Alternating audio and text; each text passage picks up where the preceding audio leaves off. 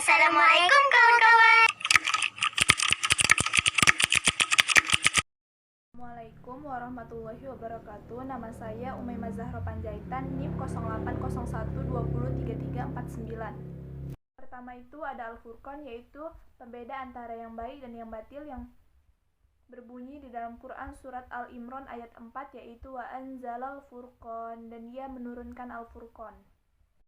Para ahli tafsir berbeda pendapat mengenai salah satu penyebab turunnya Al-Quran, yaitu diturunkan dengan Al-Furqan, karena Al-Quran itu diturunkan dengan berangsur-angsur.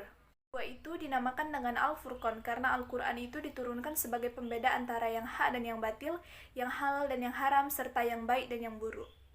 Yaitu ada yang berpendapat bahwa Al-Furqan adalah jalan keselamatan karena manusia itu hidup di dalam gelapnya kesesatan, dan dengan Al-Quran mereka dapat menemukan jalan keselamatan.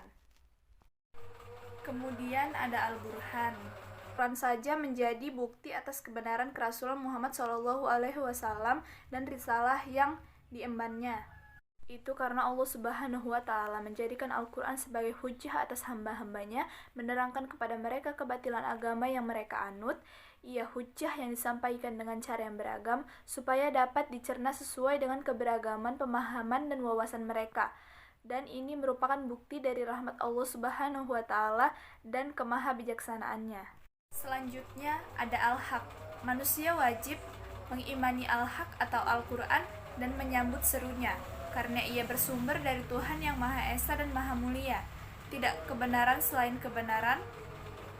Di dalamnya juga terdapat sindiran terhadap kitab-kitab samawi yang telah menyimpang karena telah tercampurnya kebenaran dan kebatilan. Selanjutnya itu ada Al-Naba Al-Azim atau kabar yang agung. Tidak diragukan lagi bahwa Al-Quran itu merupakan kabar yang agung. Sejak manusia diciptakan dan dibuat, tidak pernah terlihat dan terdengar seperti Al-Quran.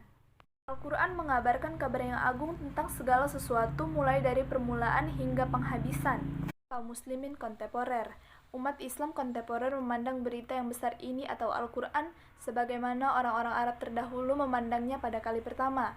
Mereka tidak mengetahui hakikatnya, tidak menghayati kebenaran yang terkandung di dalamnya, dan tidak mau mengenali pengaruhnya yang besar pula pada sejarah kehidupan manusia dan pada garis perjalanan yang panjang.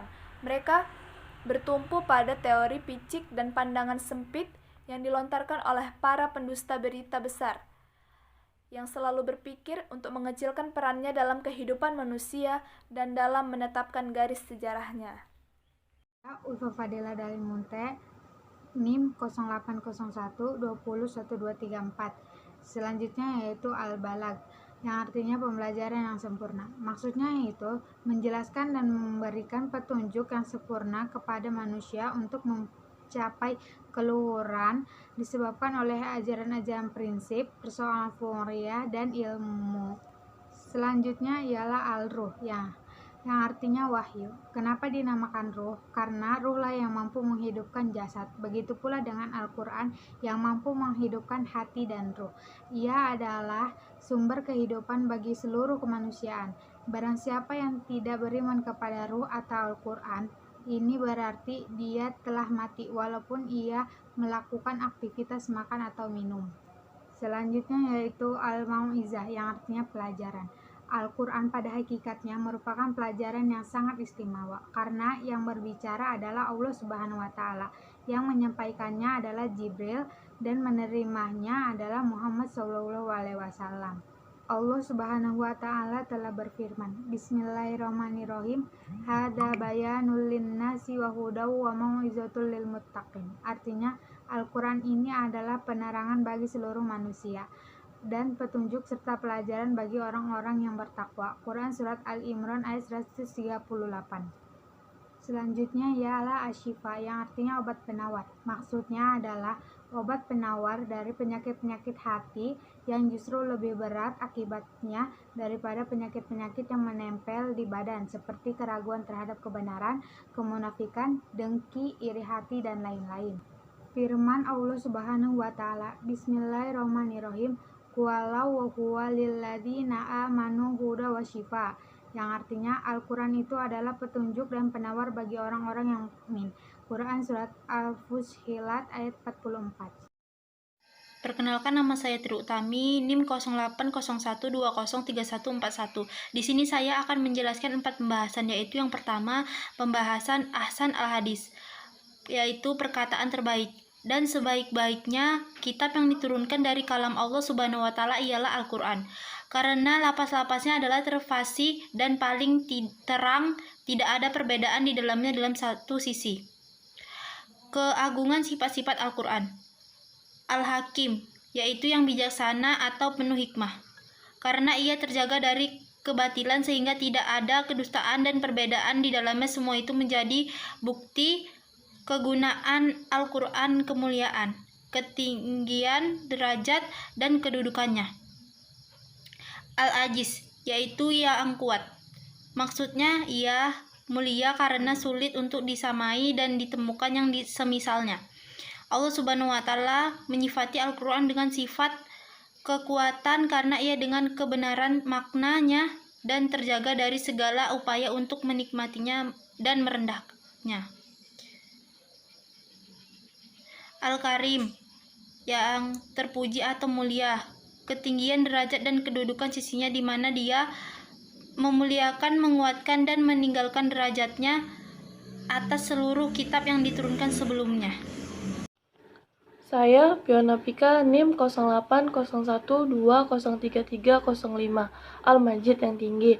Firman Allah Subhanahu wa Ta'ala dalam Quran surat Al-Burud ayat 21-22 yang artinya bahkan yang didustakan mereka itu ialah Al-Quran yang mulia yang tersimpan dalam laut mahfuz.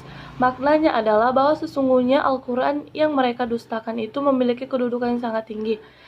Ia berada di puncak ketinggian, kemuliaan, dan keberkahan. Ia seperti yang mereka katakan bahwa ia merupakan perkataan penyiar, tukang tenun, dan tukang sihir, karena ia tidak lain adalah kalam perkataan Allah Subhanahu wa Ta'ala terpelihara dari perubahan penyimpangan yang tertulis di laut mahfuz.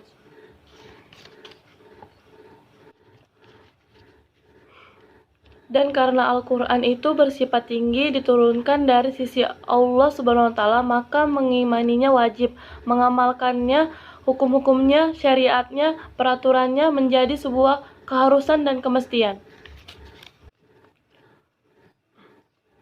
Al-Ajim yang agung mengatakan bahwa sesungguhnya kami telah berikan kepadamu Al-Quran yang agung dan penting, maka janganlah sekali kamu menunjukkan pandanganmu kepada selainnya dari berbagai macam urusan dunia. Oleh karena itu Al-Quran merupakan nikmat yang sangat agung. Setiap kenikmatannya sebesar apapun ia jika dibandingkan dengan Al-Quran, maka ia akan sangatlah rendah dan hina. Maka cukuplah Anda berbahagia dan nikmati Al-Quran. Al-Basir wala Al-Anjir, yang memberi kabar gembira dan peringatan. Ini merupakan salah satu sifat dari Al-Quran, bahwa ia sebagai pembawa berita gembira bagi siapa yang beriman dengan balasan surga, dan pemberi peringatan bagi yang kafir dengan ancaman neraka. Firman Allah Subhanahu wa Ta'ala dalam Quran surat Al-Baqarah ayat 213 yang artinya, maka Allah mengutus para nabi sebagai pemberi kabar gembira dan pemberi peringatan. Tidak dimasukkan ke batila, baik dari depan maupun dari belakang. Firman Allah Subhanahu wa Ta'ala dalam Quran surat Fussilat ayat 24 yang artinya, yang tidak datang kepadanya Al-Quran kebatilan baik dari depan maupun dari belakangnya, yang diturunkan dari Rabb yang maha bijaksana lagi maha terpuji. Allah Subhanahu wa Ta'ala dan maha kebijaksanaan dan rahmatnya telah melindungi dari segala bentuk kebatilan, dan juga telah menyimpan para ulama Rabbani pada setiap zaman. Karena itu tidak ada yang tersisa dari usaha melukai Al-Quran. Hal itu semua merupakan bukti akan kebenaran kalam atau perkataan Allah Subhanahu wa Ta'ala dan janji-janjinya yang ditepati olehnya pada setiap zaman dan waktu, dan akan terus kekal hingga berakhirnya kehidupan di dunia. Sekian dari kami. Wassalamualaikum warahmatullahi wabarakatuh.